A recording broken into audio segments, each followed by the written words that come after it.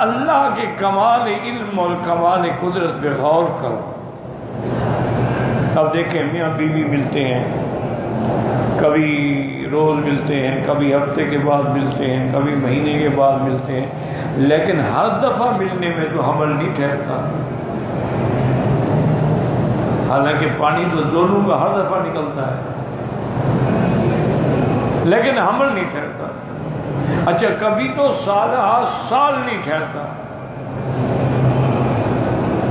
اور جب اللہ کا منشا ہوتا ہے، حکم ہوتا ہے، اس کو حکم دیتے ہیں کہ اب یہ جرثومہ جو ہے وہ فی قرار مکین رحم کے اندر محفوظ کر.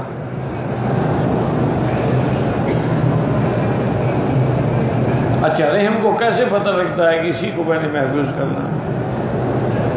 اس کو کس نے علم دیا ہے؟ کوئی ڈاکٹر سکھاتا ہے اس کو؟ باقی کو تو محفوظ نہیں کرتی، اسی کو محفوظ کرتی ہے جس سے بچہ بننا ہے. اچھا پھر یہ دیکھو کہ محفوظ ہو گیا، اب دوڑ رہی ہے، بھاگ رہی ہے، جمپنگ کر رہی ہے، اس کے باوجود بھی وہ نہیں نکلتا. ورنہ ایک چیز ہے اس میں اندر ایک محفوظ، اسی لیے کہتے ہیں بچے گر جاتے ہیں کہ جی وہ رحم کے اعضاء جو ہیں، اعصاب جو ہیں وہ ڈھیلے ہو جاتے ہیں، تو بچہ قرار نہیں پکڑتا ہے. تو یہ سارا غور کریں کہ پھر 40 دن کے بعد ہی وہ تبدیل ہوتا ہے. اسی لیے یہ تبلیغ والے حضرات جو ہے کہتے ہیں چلہ لگاؤ کہ 40 دن کے بعد تبدیلی آتی ہے. آپ 40 دن تک شراب چھوڑ دیں، گناہ چھوڑ دیں، سگریٹ چھوڑ دیں، اللہ والوں کی صحبت میں آ جائیں، نمازیں پڑھیں، ذکر اذکار کریں، 40 دن کے بعد تبدیلی آئے گی تمہارے اندر. اس کی وجہ یہ ہے کہ اللہ کا ایک نظام ہے کہ 40 کے بعد تبدیلی آتی ہے. 40 دن میں نطفہ تھا، پھر 40 دن میں حلقہ بنا، پھر مضغہ بنا. تو یہ 40 کا فرق ہے. اچھا اللہ نبوت ہی نہیں دیتے جب تک 40 سال نہ گزرے. تو کوئی راز تو ہے نا اس 40 کے عدد میں، کوئی حکمت تو ہے نا. تو اس لیے ہمیشہ یاد رکھیں کہ اللہ کے نظام پہ بیٹھ کے غور کیا. اچھا اب جب وہ بچہ ماں کے ذہن پیٹ میں آ جاتا ہے فَكَسَوْنَ الْعِظَامَ لَحْمًا، اس کو گوشت چڑھا دیا جاتا ہے، روح پھونک جاتی ہے، اب بچہ پیٹ میں حرکت کر رہا ہے، تو اس وقت اللہ فرشتوں کو حکم دیتے ہیں، ملک کو حکم دیتے ہیں. اب دیکھو کہ ملک کیسے داخل ہوتا ہے.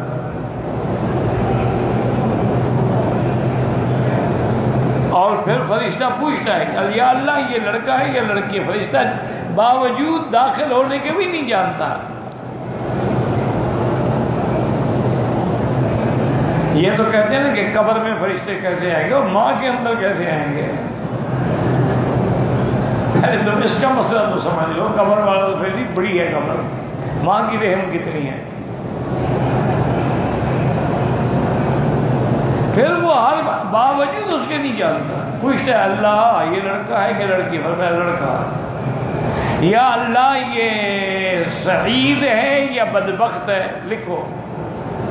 رزق کتنی ہے، عمر کتنی ہے، سب لکھا جائے. یہ کمال ہے کہ بچہ پیدا نہیں ہوا، سب کو چلنا لے.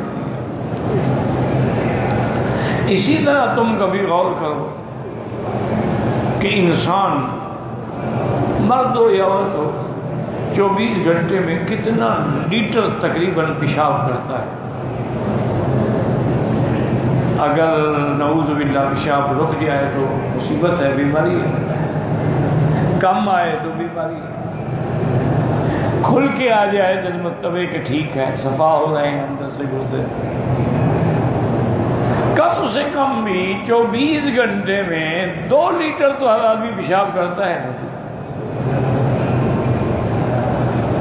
لیکن پیشاب کرنے پر غسل نہیں ہے، وضو ہے.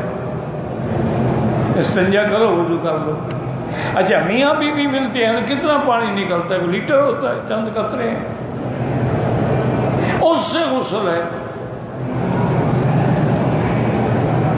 یعنی اگر چند تولے نکلے مادہ منویہ تو غسل ہے. یہاں لیٹر کے حساب سے پیشاب نکلے تو غسل نہیں ہے. اس کی کیا وجہ ہے؟ تو اس کی بات سمجھیں. جیسے کہ ابھی آپ حدیث میں پڑھ رہے ہیں, اس کی وجہ ہے کہ نطفہ جب قرار پکڑتا ہے نا پورے بدن میں گھومتا ہے, پھر جا کے قرار پکڑتا ہے. کیونکہ وہ پورے بدن میں گھومتا ہے, اس کے لیے غسل بھی پورے بدن کا ہونا چاہیے. پیشاب پورے بدن میں نہیں گھومتا ہے. وہ تو ایک گردوں سے آیا مسانے میں ہے, مسانے کی بلیڈر میں ہے, اس کے بعد باہر نکل گیا. لیکن یہ نطفہ ہے کہ جو بالکل پورا دورہ کرتا ہے سر سے لے کر پاؤں تک, اور ہر تاریخ کو یہ الگ جگہ پر ہوتا ہے. یعنی آج 15 محرم ہے تو بھائی آج وہ نطفہ کہاں ہوگا, شہوت کا مادہ کہاں ہوگا. اسی لیے یہ علم جو ہے نا لوگ پڑھتے ہیں, کتابیں پڑھتے ہیں. تو بہرحال معنی یہ ہے کہ پورے بدن میں گردش کرتا ہے, اسی لیے حکم ہے غسل بھی پورے بدن کا ہو. تو یہ ساری چیزیں اللہ کے سوا کون جانتا. اچھا آگے اللہ پاک یہ فرماتے ہیں کہ وَمَا تَغِيظُ الْأَرْحَامُ وَمَا تَزْدَادُ. تغیظ کا معنی ہے سکڑنا, تزداد کا معنی ہے بڑھنا. یاد رکھو.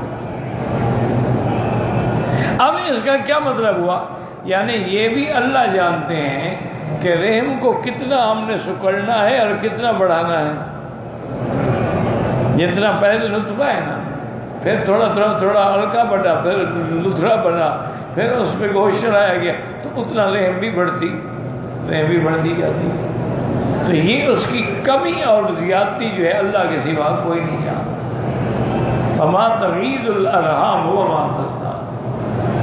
اسی لیے کتابوں میں آتا ہے کہ اگر مینا کی سرزمین میں تم چھیڑ چھاڑ نہ کرو, اس کو اس کے اپنے حالت پہ چھوڑ دو.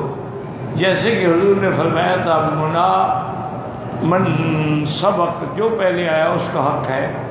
تو کہتے ہیں کہ مینا کے اندر بھی یہ خصوصیت ہے, جیسے ماں کی رحم میں یہ خصوصیت رکھی ہے.